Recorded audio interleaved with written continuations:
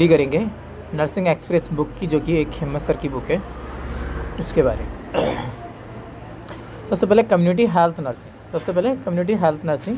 तो mode of transmission, question और answer साथ साथ दे हुए। Mode of transmission of chicken pox, measles, rubella, mumps, influenza, diphtheria, whooping cough and the TB.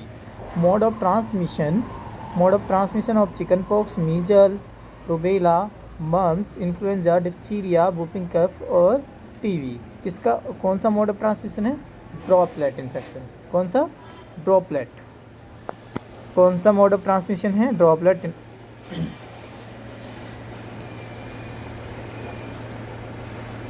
ठीक है, ड्रॉपलेट। तो नेक्स्ट बात करते हैं। तो mode of transmission of poliomyelitis, hepatitis और हेपेटाइटिस ई और कोलेरा एंड टाइफाइड। तो इसका मोड ऑफ ट्रांसमिशन क्या होगा? इसका मोड ऑफ ट्रांसमिशन होगा mode of transmission of poliomyelitis, hepatitis और मतलब कोलेरा और टाइफाइड। तो इसका फीको ओरल रूट होगा। इसका क्या होगा? Faeco oral route. इसका होगा faeco oral route. Mode of transmission of hookworm या एनसाइक्लोस्टोमोटा। इसका mode of transmission direct penetration to skin. Vector borne disease are, vector borne disease कौन कौन सी है? मलेरिया है, फाइलेरिया है, येलो फीवर है, डेंगू है, चिकनगुनिया। ये सारी क्या है? Vector borne disease. ये हैं वेक्टर बोर्न डिसीज। ठीक है। Disease is spread by the mite, mosquito, tick and the fly known as. तो जो डिसीज माइट से, मॉस्किटो से, टिक से और फ्लाई से फैलते हैं उनको बोलते हैं वेक्टर बोर्न डिसीज। इनको क्या बोलते हैं? Vector borne disease. ठीक है। अब बात करते हैं, how many specimen required for the diagnosis of positive pulmonary tuberculosis. कितने स्पेसिमेंस की ज़रूरत होती है? तो 2 स्पेसिमेन की। 2 specimen required for pulmonary tuberculosis. 1 और 2 positive sputum treated by anti tubercular drug. कौन कौन सी होती हैं? रिप्स में मतलब रिफाम्बिसिन, आइसोनियाज, पायराजिनामाइड और एथाम्बुटोल और स्टेप्टोमाइसिन। ठीक है। बात करते हैं 1 और 2 positive sputum treated with anti tuberculosis या एंटी ट्यूबरकुलर ड्रग। तो most common nosocomial infection, hospital acquired infection. Most common nosocomial infection, hospital acquired infection कौन सा होता है? यूटीआई या फिर lower respiratory tract infection and surgical site infection. कौन कौन से? यूटीआई और लोअर ट्रैक्ट इन्फेक्शन और सर्जिकल साइट इन्फेक्शन होता है। ठीक है। बात करते हैं आगे। तो zone in the growth chart. Zone क्या कौन से होते हैं? Normal zone, weight for the age, और under nutrition below the -2 HD और the severe under weight zone कितना होता है? -3 HD, 2 HD और होता है और नॉर्मल जोन। ठीक है। बात करते हैं pregnant and the lactating mother required extra calorie. Pregnant और लैक्टेटिंग मदर के लिए एक्स्ट्रा कैलोरी कितना चाहिए? प्रेग्नेंट के लिए 300 to 350 किलो कैलोरी एक्स्ट्रा चाहिए और लैक्टेटिंग मदर के लिए 550 से 600 किलो कैलोरी एक्स्ट्रा चाहिए होती है कैलोरी। ठीक है। Pregnant and the lactating mother required calcium कितना चाहिए होता है प्रेग्नेंट मदर के लिए और लैक्टेटिंग मदर के लिए? कितना चाहिए होता है? 1200 mg पर डे। और in pregnancy the iodine is required 250 mg per day. 250 mg per day iodine कितना होता है? 250 mg पर डे रिक्वायर होता है। ठीक है। फादर ऑफ हेल्थ किसको कहा जाता है? कोलेरा को। फादर ऑफ हेल्थ किसको कहा जाता है? कोलेरा को कहा जाता है। ठीक है। बात करते हैं डेज की। तो डेज में होता है 30 जनवरी को कौन सा डे मनाया जाता है? Anti leprosy day. 30 जनवरी को एंटी लेप्रोसी डे। और second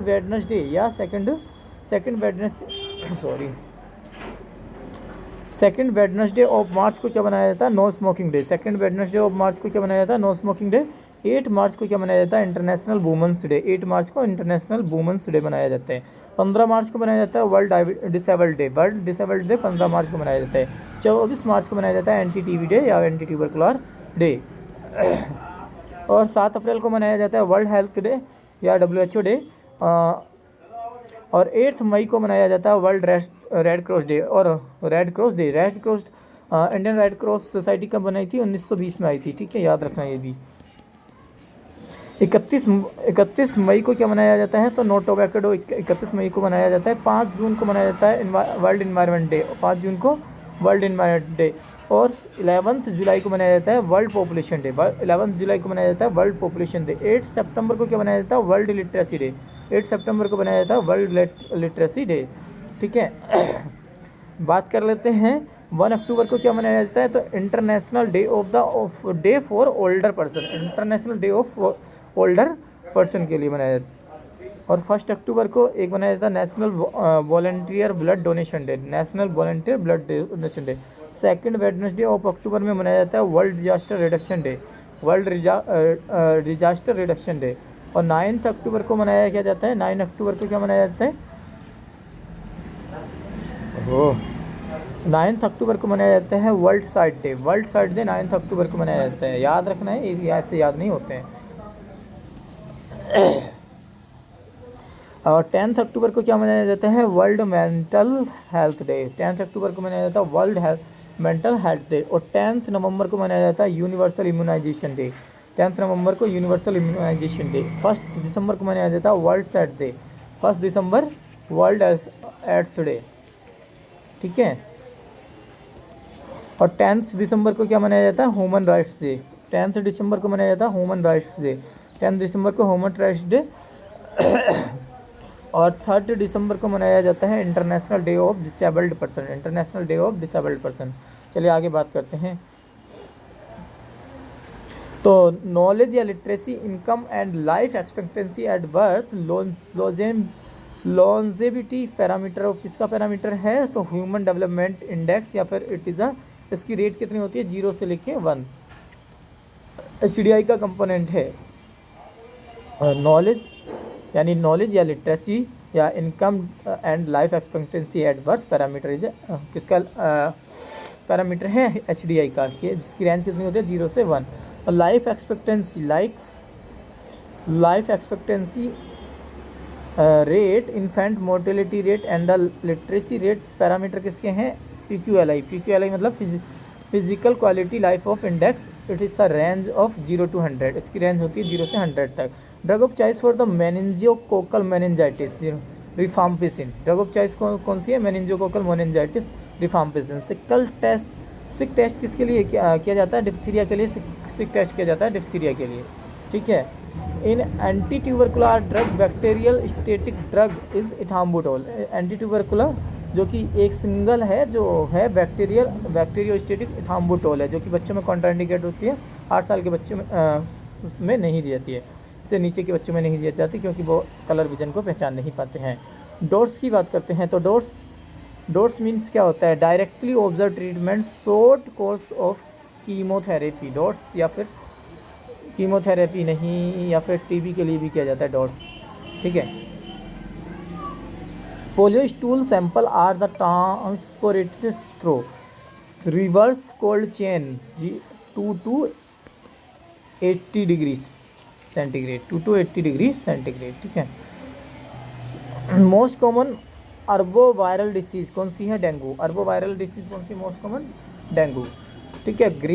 greatest risk for the cold chain failure कहाँ पे होती है, एट द विलेज और सब सेंटर लेवल पे, ठीक है। क्वारंटीन यानी primary specific protection for healthy person के लिए किया जाता है, क्वारंटीन किसके लिए, हेल्दी पर्सन के लिए। आइसोलेशन सेकेंडरी प्रिवेंशन का है, और ये immunocompromise and the ill patient के लिए किया जाता है secondary isolation. Bleaching powder 33% chlorine को कंटेन करता है। ORS solution should be use within 24 hours, और ORS solution should be use within 24 hours.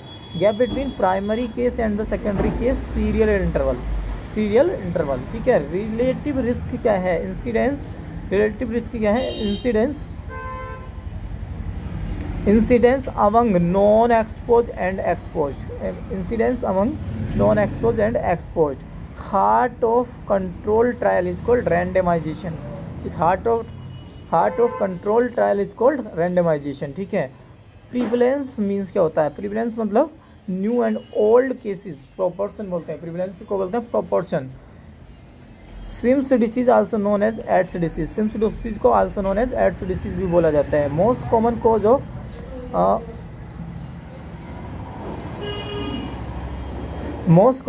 Of heart disease 5 to 25 year is rheumatic fever, rheumatic fever की वजह से भी most common heart disease फैलती है 5 से लेकर 25 साल के लोगों में। Most common cause of blindness is cataract, क्या है, cataract. Thank you so much, इसके बाद मिलेंगे नेक्स्ट वीडियो में, अभी के लिए इतना ही, थैंक